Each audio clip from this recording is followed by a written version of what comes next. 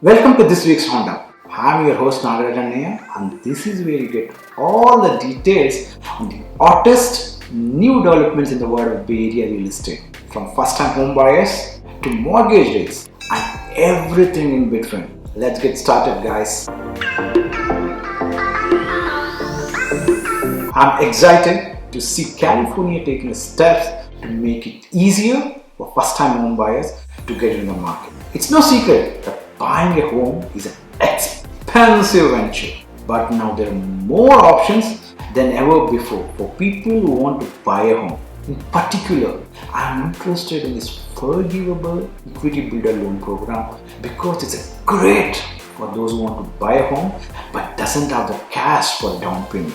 The loan provides forgivable loans to home buyers for up to 10% of the home purchase price, which means that you can buy a house and only repay off your loan if you stay in the home for less than 5 years. I think this is going to make a huge difference in the lives of so many people and is going to help us build a stronger economy. The California Association of Realtors recently released its first quarter report, which shows that only 24% of California households could afford to purchase the 797K median priced homes during the first quarter of 2020. That's down from 27% in the first quarter 2020. The news comes as a surprise to many who were expecting interest rates to drop and make homes more affordable. But it's not at all bad news. The report also showed that despite affordability challenges, California remains one of the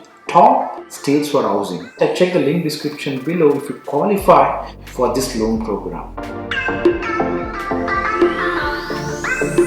There's a lot of talk about mortgage interest and it can be hard to make sense of it at all. But one thing is clear, if you're thinking about buying a house, now that's the time to do it. With inflation at 8.5%, you can borrow money today at 5% and pay it back a year from now with the dollars that are devalued by 8.5. That means your loan will cost you nothing after inflation.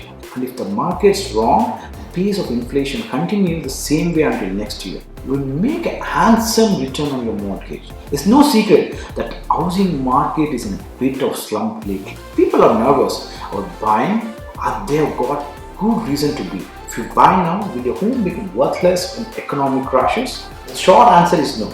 Homes retain their real value during high inflation and actually done better than most other physical assets for a time. But what about if you have a job you can manage and you don't need to move anytime soon? Shouldn't that make a difference? Well, maybe not. If you're worried about buying because of inflation, don't be.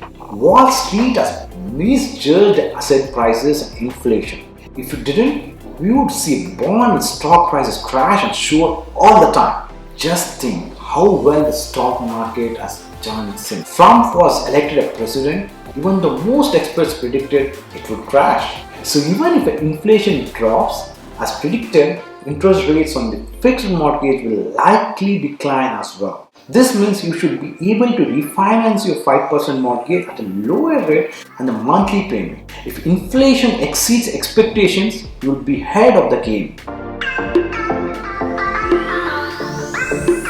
Bay Area families are having a hard time finding a housing. In the last few years, the US market has seen a huge spike in prices and decrease in the supply, making it even harder for low-income families to find the right place to live. Now, things are getting even more. Thousands of renters across the Bay Area could be displaced in coming months as the landlords start evicting tenants who can't pay the rent anymore. The State Emergency Rental Assistance Program, designed to help struggling renters during the global health crisis, closed to new applicants on April 1st. Since then, thousands of people have been denied aid for various reasons. Bay Area News Group estimates that 13,600 families have been rejected from receiving aid since April 1st. And this number will continue to rise as more applications are denied over time. With rents already so high and so many people struggling